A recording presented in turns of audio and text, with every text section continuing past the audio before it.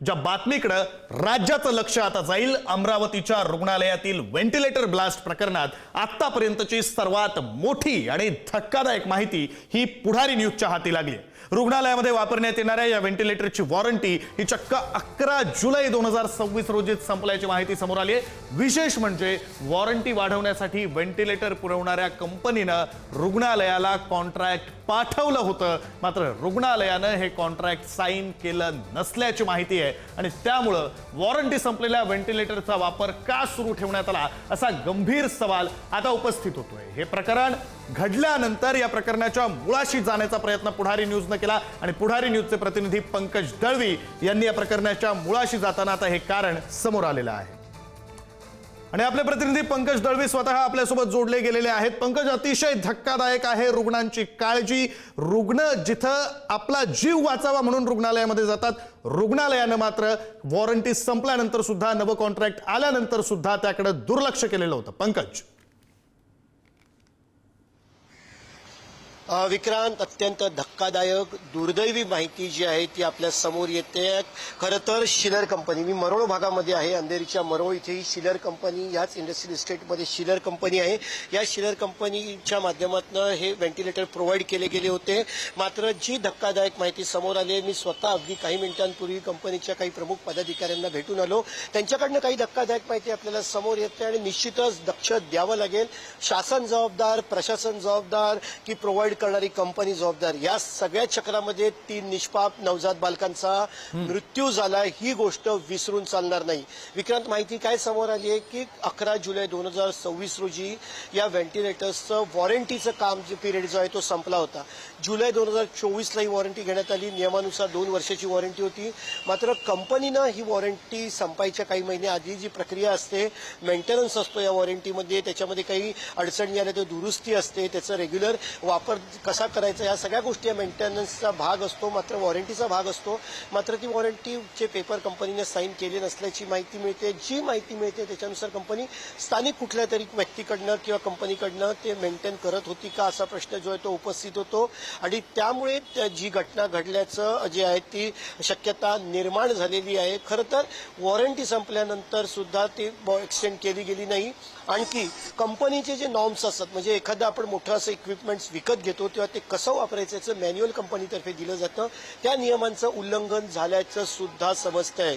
म्हणजे ज्या पद्धतीनं शिलर कंपनी जर प्रोव्हाइड करणारी दोषी आहे, त्याच पद्धतीनं सरकारी यंत्रणा आणि रुग्णालय प्रशासन सुद्धा दोषी आहे का, या बाबतीत मोठं प्रश्नचिन्ह उपस्थित होतंय. कारण विक्रांत, 3 नवजात बालकांचा तिथे मृत्यू झाला आहे. रुग्णालयातल्या व्हेंटिलेटरचा मध्यरात्री स्फोट होतो आणि त्याच्यामध्ये NICU मध्ये असलेली, ज्यांनी नुकतंच या पृथ्वीवरती जन्म घेतलेला आहे, जग बघतायत अशा नवजात बालकांचा 3 मृत्यू झाला. 19 बालकांना सुरक्षित हटवलं म्हणून मोठा अनर्थ टळला. पण ही बाब निश्चितच गंभीर आहे. आरोग्य प्रशासन, महाराष्ट्राचा आरोग्य विभाग आणि रुग्णालय प्रशासन या सगळ्यांवरती जे आहे ते यामुळे प्रश्नचिन्ह उपस्थित. पुन्हा बातमी सांगूया. 26 जुलै जे आहे त्या 11 जुलै 2026ला या व्हेंटिलेटर्सची वॉरंटी संपली होती. जुलै 2024ला ही वॉरंटी घेण्यात आली होती, मात्र ती वाढवण्याची प्रक्रिया केली नाही. म्हणजे नियम आहेत त्याच्यानुसार ऑपरेशन होत नव्हतं असं कंपनीच्या अधिकाऱ्यांकडनं जी आहे ती माहिती मिळाली. अर्थात हे प्रकरण चौकशीधीन आहे, चौकशी सुरू आहे असल्यामुळे कंपनीच्या पदाधिकाऱ्यांकडनं कॅमेऱ्यासमोर बोलण्यास स्पष्टपणे नकार दिला.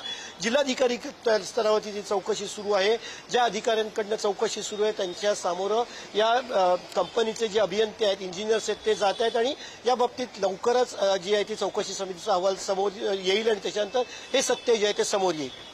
अगदी खरं आहे पंकज, आपण म्हटल्याप्रमाणे सत्य लवकरच समोर येईल. मात्र हे अत्यंत दुर्दैवी आहे की वॉरंटी संपली, त्यानंतर कॉन्ट्रॅक्ट पाठवण्यात आलं, मात्र तरीही योग्य ती कार्यवाही झाली नाही आणि यामध्ये नवजात बालकांचा मृत्यू झालेला आहे. धन्यवाद पंकज, तुम्ही सविस्तर माहिती दिली त्यासाठी आणि या बातमीच्या मुळाशी जाण्याचा प्रयत्न करत हे कारण शोधलं यासाठी. MPSCच्या औषध निरीक्षक पदाच्या पेपरफुटी प्रकरणामध्ये मोठी धक्कादायक माहिती समोर आली आहे. या प्रकरणाला आता लव्ह अँगलची किनार असल्याचं समोर येत आहे. परीक्षार्थी ऋतुजा पाटील आणि गौरव पाटील यांच्या प्रेम प्रकरणातूनच पेपरफुटीचा प्रकार उघडकीस आल्याची माहिती आहे आणि या प्रकरणी MPSCचे अवर सचिव अभिजित लेंडवे, सहाय्यक कक्ष अधिकारी गोपाळ मराठे आणि विश्वेश्वर नकाते यांच्यासह 6 जणांना अटक करण्यात आली. ऋतुजा पाटील, तिचे वडील अमृत पाटील आणि कथित सूत्रधार प्रवीण पाटील यांनाही बेड्या ठोकण्यात आल्यात. दरम्यान पेपरफुटीचा आरोप करणाऱ्या गौरव पाटीलची भूमिकाही आता संशयाच्या भोवऱ्यात आलेली आहे. आपले प्रतिनिधी किरण ताजने आपल्यासोबत आहेत. किरण, आता ही एवढी नावं वाचल्यानंतर ही साखळी नेमकी काय होती, ती चेन नेमकी काय होती हा प्रश्न पडतो. काय नेमकी ही साखळी होती, कशा प्रकारे पेपर फुटला, कशा प्रकारे समोर आले? विक्रांत, प्रामुख्याने जर बघितलं तर सर्वात आधी यामध्ये पुढारी न्यूजनं या संपूर्ण प्रकरणातलं जे व्हॉट्सअप चॅट होतं ते आणि जी प्रश्नसंच एका व्यक्तीच्या माध्यमातून ऋतुजा पाटीलपर्यंत कशी पोहोचली आणि त्यानंतर ती गौरव पाटीलकडे कशी पोहोचली त्याचे काही पुरावे हे महाराष्ट्रासमोर आणलेले होते. आणि नंतरच्या काळामध्ये या संपूर्ण प्रकरणामध्ये गंभीर आरोप होत गेले. महाराष्ट्र लोकसेवा आयोगाने त्याची दखल सुद्धा घेतली. यामध्ये जर बघितलं तर काही इंटरेस्टिंग लोकांचा या सगळ्या पेपर फुटीमध्ये सहभाग आहेत. प्रेम प्रकरणाची याला किनार जरी असली तरी हा पेपर नेमका बाहेर कसा आला हे सगळं समजून घेणं सुद्धा महत्त्वाचं आहे. यामध्ये जे विश्वेश्वर नकाते जे MPSCचे सहाय्यक विभाग अधिकारी आहेत त्यांनी या सगळ्या 294 प्रश्नाचा प्रश्नसंच जो होता तो मिळवलेला होता. तो कोणाच्या माध्यमातून मिळालेला होता तर जे अवर सचिव आहे ज्यांच्या सहीनं महाराष्ट्र लोकसेवा आयोगाच्या ज्या स्पर्धा परीक्षा दिल्या जातात त्याचं जे हॉल तिकीट असतं ते हॉल तिकीट ज्यांच्या सहीनं निघतं त्या अभिजित लेंडवे यांनी हा पेपर MPSCच्याच पार्किंगमध्ये जाऊन विश्वेश्वर नकाते यांना दिलेला होता. आणि त्यानंतर तो विश्वेश्वर नकाते यांच्याकडनं गोपाळ मराठे यांच्यापर्यंत पोहोचला. गोपाळ मराठे हे सुद्धा MPSCचे अधिकारी आहेत आणि ते विशेषतः नंदुरबारचे आहेत. आणि नंदुरबारमध्येच असलेले जे कौटिल्य फाउंडेशन आहेत त्याचे जे संचालक आहे प्रवीण पाटील त्यांच्याकडे हा पेपर पोहोचला. त्यांच्या माध्यमातून अमृत पाटील जे ऋतुजा पाटीलचे वडील आहेत त्यांच्याकडे हा त्यांच्या नाशिकच्या घरी पोहोचला. पाथर्डी पाटा परिसरामध्ये ते राहतात. आणि त्यानंतर तो ऋतुजा पाटील जी सुद्धा या सगळ्या दरम्यान पास झालेली होती तिला सुद्धा अगदी मोठ्या प्रमाणात मार्क्स मिळालेले होते. आणि त्यानंतर तिचा जो प्रियकर होता त्याचं नाव म्हणजे गौरव लोकेश पाटील याच्याकडे तो पेपर गेलेला होता. मात्र ज्या वेळेला हा संपूर्ण निकाल लागला त्यावेळेला गौरव पाटील मात्र यामध्ये पास होऊ शकलेला नव्हता. ऋतुजा पाटील मात्र पास झालेली होती. आणि त्यानंतर मात्र दोघांमध्ये काहीतरी वाद निर्माण झाला आणि त्यानंतर गौरव पाटील यानं थेट हे प्रकरण महाराष्ट्र लोकसेवा आयोगाकडे पाठवलं. तिकडे तक्रार सुद्धा केली. एवढ्यावरच तो थांबला नाही तर FDAचे आयुक्त तुकाराम मुंडे यांच्याकडे सुद्धा तक्रार केलेली होती. आणि त्यानंतर या संपूर्ण प्रकरणाचं भिंग फुटलं आणि याला प्रेम प्रकरणाचा जो अँगल आहे तो या निमित्तानं समोर आला. विक्रांत, अगदी किरण, आता ही सगळी साखळी समोर आलेली आहे. मात्र पुढारी न्यूजच्या प्रेक्षकांना फक्त आठवण करून देतो की पुढारी न्यूजनं आणि पुढारी न्यूजसाठी किरण ताजने यांनीच ही बातमी सर्वात आधी समोर आणलेली होती. आणि आता हे बिंग फुटलेलं आहे. किरण, तुम्ही जोडलेले राहा. आणखी एक बातमी आहे याच पेपरफुटी संदर्भातली तुमच्याकडून अपडेट्स घ्यायचे आहेत. MPSC पेपरफुटीमध्ये एकूण 7 जणांचा सहभाग. MPSCच्या अधिकाऱ्यांकडून 294 प्रश्नांचा संच पुढे हस्तांतरित करण्यात आला. प्रश्नसंचाच्या व्यवहारामध्ये 5 लाखांची देवाणघेवाण झाल्याची माहिती आहे. तर अमृत पाटील यांनी मुलगी ऋतुजा पाटीलसाठी प्रश्नसंच खरेदी केला. ऋतुजानं व्हॉट्सअपवर प्रियकराला प्रश्नसंचाची माहिती दिली होती. प्रश्नसंचातील अनेक प्रश्न हे परीक्षेत विचारले गेले. दोघांच्या ब्रेकअप नंतर मग प्रियकर गौरव पाटीलनं हे बिंग फोडलं. MPSCच्या अधिकाऱ्यांकडून अकादमी संचालक आणि मध्यस्थांपर्यंत प्रश्नसंच पोहोचवल्याचा आरोप आहे. सहाय्यक विभाग अधिकारी विश्वेश्वर नकाते याच्याकडे तज्ज्ञांनी तयार केलेल्या 294 प्रश्नांचा संच आला आणि त्यांना हा संच अवर सचिव अभिजित लेंडवेकडे दिला. आणि पुढे तो गोपाळ मराठे मार्फत नंदुरबारच्या कौटिल्य अकादमीचे संचालक प्रवीण पाटील यांच्यापर्यंत पोहोचला. तर 20 मार्चला या व्यवहारामध्ये 5 लाख रुपयांची देवाणघेवाण झाल्याचा आरोप आहे. आणि त्यानंतर प्रश्नसंच अमृत पाटीलच्या घरी पोहोचला. यातले अनेक प्रश्न प्रत्यक्ष परीक्षेत विचारले गेल्याचा दावा तपासात समोर आलेला आहे.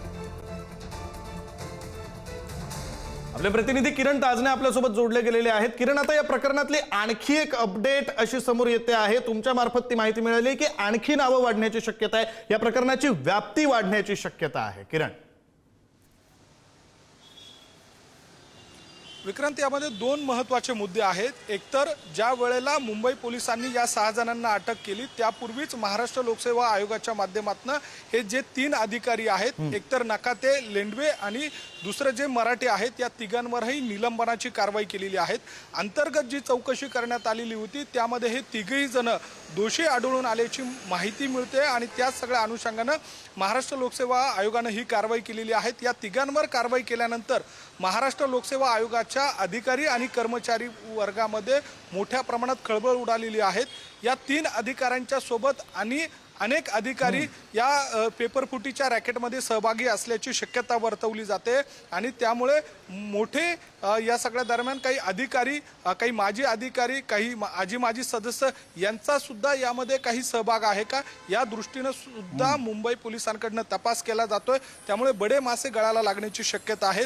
त्यामध्ये दुसरी एक महत्त्वाची बाब म्हणजे या सगळ्या काळामध्ये मुंबई पोलिसांकडून ह्या संपूर्ण प्रकरणाची कार्यवाही करत असताना जे काही या प्रश्नसंचाला अंतिम मान्यता देत असतात ती अंतिम मान्यता नेमकी कोणी दिली, त्यासोबतच जे प्रश्नसंच तयार केले गेले ते प्रश्नसंच नेमके तयार करत असताना कुणाचा सहभाग होता आणि एवढ्यावरच नाही तर ही संपूर्ण प्रश्नसंच तयार करून त्याला अंतिम मान्यता देईपर्यंत आणि ती केंद्रांपर्यंत पाठवण्याची जी एकूण साखळी आहे त्या साखळीमध्ये कोण कोण सहभागी होतं, यापूर्वी काही असे प्रकार घडले आहेत का आणि जर घडलेले असेल तर त्याचा आणि यांचा नेमका काय रोल होता, अशा सगळ्या बाबींचा तपास आता मुंबई पोलिसांकडून केला जातोय। त्यामुळे या संपूर्ण प्रकरणाकडे संपूर्ण राज्याचं आता सध्याच्या घडीला लक्ष सुद्धा लागलेलं आहे। विक्रांत, अगदी खरं आहे किरण, ज्याप्रमाणे राज्याचं लक्ष लागलेलं आहे आपलं सुद्धा आणि तुमचं सुद्धा या सगळ्या प्रकरणाकडे लक्ष असणार आहे आणि आणखी कोणती मोठी नावं बडे मासे या सगळ्या प्रकरणात जाळ्यात अडकतायत का याकडे आपलं लक्ष असेल। धन्यवाद किरण दिलेल्या सविस्तर माहितीसाठी।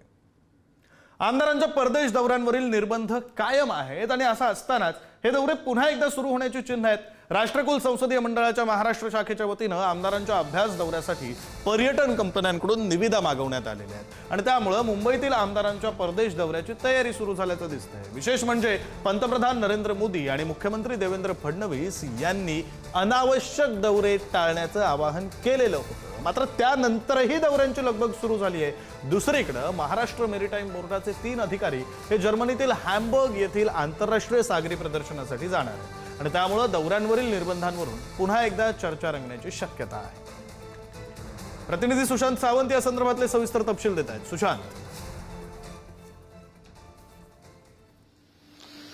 विक्रांत, आपण जर बघितलं असेल तर जगभरात युद्धजन्य परिस्थिती निर्माण झाली त्यावेळी अनावश्यक खर्च टाळावा असे निर्देश जे आहे ते देशाचे पंतप्रधान नरेंद्र मोदी यांनी दिले होते आणि त्याची अंमलबजावणी जी आहे ती महाराष्ट्रात देखील होताना पाहायला मिळत होती। मात्र आता आमदारांचे परदेश दौरे जे आहेत ते पुन्हा एकदा सुरू होणार आहेत। तशा हालचाली ज्या आहेत त्या विधिमंडळात सुरू झाल्याची आपल्याला खात्रीलायक सूत्रांनी माहिती दिली। अर्थात यासाठी काही कंपन्यांकडून निविदा जी आहे ती टेंडर जी आहे ती मागवण्यात आलेली आहेत, ज्यांची उलाढाल ज्या परदेश दौरे आयोजित करतात अशा कंपन्यांची उलाढाल 15 कोटीच्या आसपास आहे आणि ज्यांना 7 वर्षाचा अनुभव आहे त्यांना हे काम जे आहे ते देण्यात येणार आहे। मात्र यावरून असा एक प्रश्न निर्माण होतो की एकीकडे पंतप्रधान नरेंद्र मोदी यांनी आवाहन केलं होतं की सर्व मंत्र्यांनी, सर्व आमदारांनी अनावश्यक खर्च टाळावा आणि त्या दृष्टिकोनातून त्याची पावले देखील महाराष्ट्रात उचलली जात होती। मात्र आता आमदारांना परदेश दौऱ्याची घाई का लागली असा प्रश्न जो आहे तो आता सर्वसामान्यांकडून उपस्थित होतोय। अर्थात आपण जर बघितलं असाल तर दरवर्षी आमदारांकडून परदेश दौरे आयोजित केले जातात आमदारांसाठी, कारण तो एक अभ्यास वर्ग असतो। मात्र आत्ताची जी युद्ध अगदी खरं सुशांत, आता हे सवाल उपस्थित केले जात आहेत आणि त्यानंतरही ही तयारी अशीच सुरू राहते का, परदेश दौरा पार पडतो का, हे सगळं पाहणं महत्त्वाचं असेल। धन्यवाद दिलेल्या सविस्तर माहितीसाठी। एक महत्त्वाची राजकीय बातमी आहे। ओबीसी आरक्षणाच्या मुद्द्यावरून काँग्रेसचे नेते विजय वडेट्टीवार यांनी मोठा दावा केलाय। अर्ध्या मराठा समाजानं ओबीसी प्रमाणपत्र घेतल्याचं, तसंच सुप्रिया सुळे यांच्याकडे सुद्धा ओबीसी प्रमाणपत्र असल्याचं वडेट्टीवारांनी म्हटलंय। राज्यातील अनेक नेत्यांकडे ओबीसी प्रमाणपत्र असल्याचा दावा त्यांनी केलाय। 27% ओबीसी आरक्षणात अशीच घुसखोरी वाढत राहिली तर ओबीसी समाजाचं नुकसान होईल असा इशाराही वडेट्टीवारांनी दिला। दरम्यान माझ्याकडे कुठलंही प्रमाणपत्र नाही असं स्पष्टीकरण सुप्रिया सुळेंनी दिलं। अर्ध्या मराठ्यांनीच घेतलाय, 90% घेतलाय। ते काय आता जरांगे पाटलांना जरा माहिती कदाचित नसेल, पण जेवढे मोठे नेते आहेत सुप्रिया सुळेंच्याकडे पण आहे, हो सगळ्यांच्याकडे आहे, कोण नाही आहे, सगळ्यांनी ते प्रमाणपत्र ओबीसीचं घेऊन ठेवलं आहे। पण आता मला वाटतं की ओबीसीनी जनरल व्हावं आणि सगळ्यांनी ओबीसीत यावं। इथं काय देणं नाही घेणं नाही आहे, तेवढं 27% जो तो घुसतो आम्हाला पाहिजे। अरे आम्ही म्हटलं की आरक्षण वाढवून द्या आणि मग करा, ज्याला द्यायचं त्यांना देऊन टाका। एक तर आरक्षणही वाढत नाही आणि घुसखोरी वाढली आहे. त्यामुळे उद्या आदिवासी आपल्या ओबीसीचं वाटोळं झाल्याशिवाय राहणार नाही. दरम्यान अगदी काही वेळापूर्वी सुप्रिया सुळे यांच्याशी पुढारी न्यूजनं संवाद साधला होता आणि त्यावेळी त्यांनी माझ्याकडे असं कुठलंही प्रमाणपत्र नाही असं म्हटलेलं आहे. आपण मला याची काहीच माहिती नाही. मी तुमच्या प्रेस कडूनच ऐकते या गोष्टी. तर ते कुठून बोललेत, काय बोललेत, मला खरंच याची काही माहिती नाही. कारण का माझ्याकडे असलं कुठलंही सर्टिफिकेट नाही. हे बघा, ही लोकशाही आहे, प्रत्येकाला बोलायचा अधिकार आहे. त्यांनी माझं नाव घेऊन बोललेले आहेत म्हणून मी तुमचा हा घेतलेला आहे. माझ्याकडे असं कुठलंही सर्टिफिकेट नाही आणि त्यांच्याकडे त्याची कॉपी असेल तर जरूर त्यांनी ती दाखवावी. आपले प्रतिनिधी जितेंद्र शिंगाडे आपल्यासोबत जोडले गेलेले आहेत. जितेंद्र, एकतर दावा जो करण्यात आलाय वडेट्टीवारांकडून तो गंभीर आहे, त्यावर सुप्रिया सुळेंनी दिलेलं उत्तर हे आपण ऐकलेलं आहे. मात्र या पुढे जाऊन काँग्रेसकडून राष्ट्रवादीवर, मित्र पक्षावर टीका होणं हे मागच्या काही दिवसांपासून सुरू झालेलं आहे. अगदी पृथ्वीराज चव्हाणांनी सुद्धा विधानं केलेली होती. या सगळ्या राजकारणाकडे कशा प्रकारे बघायचं याही विषयी थोडं जितेंद्र. नक्कीच विक्रांत, विजय वडेट्टीवार यांनी जो दावा केलेला आहे तो अतिशय खळबळजनक असा दावा म्हणता येईल. कारण एकीकडे जरांगे पाटलांनी आपल्या आंदोलनाचा इशारा दिलेला आहे, आंदोलनाची घोषणा केलेली आहे की मराठा समाजाला ओबीसी प्रमाणपत्र देण्यात यावे, सरसकट देण्यात यावे आणि इतरही मागण्या. त्या पार्श्वभूमीवर महाराष्ट्रात आपण पाहतोय की मराठा विरुद्ध ओबीसी हा वाद गेल्या काही दिवसांपासून चांगल्याच प्रमाणात चर्चेत आहे. आणि त्या पार्श्वभूमीवर विजय वडेट्टीवारांनी सुप्रिया सुळे यांच्यासह अनेक मराठी नेते जे आहेत त्यांना ओबीसी प्रमाणपत्र मिळाल्याचा खळबळजनक दावा केलेला आहे. हा केवळ दावा आहे की याच्या पाठीमागचं राजकारण काय आहे? कारण मित्र पक्ष आहेत, दोन्ही महाविकास आघाडीत आहेत, राष्ट्रवादी आणि काँग्रेस. गेल्या काही दिवसांपासून यापूर्वी देखील विजय वडेट्टीवार यांनी जेव्हा राष्ट्रवादीचे खासदार हे पंतप्रधानांना भेटले होते त्यावेळी टीका केलेली होती. त्यामुळे खास यावेळी थेट सुप्रिया सुळे यांचं नाव घेऊन त्यांनी त्यांच्याकडे ओबीसी प्रमाणपत्र. नक्की जितेंद्र, त्यामुळे आता मित्र पक्षांमध्ये सुरू झालेली ही टीका प्रतिटीका, दावे प्रतिदावे आणखी काय रूप दाखवतात हे पाहणं महत्वाचं असेल. धन्यवाद जितेंद्र दिलेल्या माहितीसाठी. घाटकोपर ते विक्रोळी परिसरातील बीएमसीच्या नागरी कामांवर आता प्रश्नचिन्ह निर्माण झालेलं आहे. एन वॉर्डमधील तब्बल 28 कामांच्या यादीत केवळ 4 कामं प्रत्यक्ष सुरू असल्याची माहिती समोर आली, तर 24 कामं अद्याप कागदावरच असल्याचा आरोप होतो. विशेष म्हणजे एका कामाला पूर्णत्व दाखवण्यात आलंय, मात्र प्रत्यक्षात केवळ रंगरंगोटी झाल्याचा आरोप आहे. आपले प्रतिनिधी शिल्पा नरवडे या संदर्भातले सविस्तर तपशील देत आहेत. शिल्पा.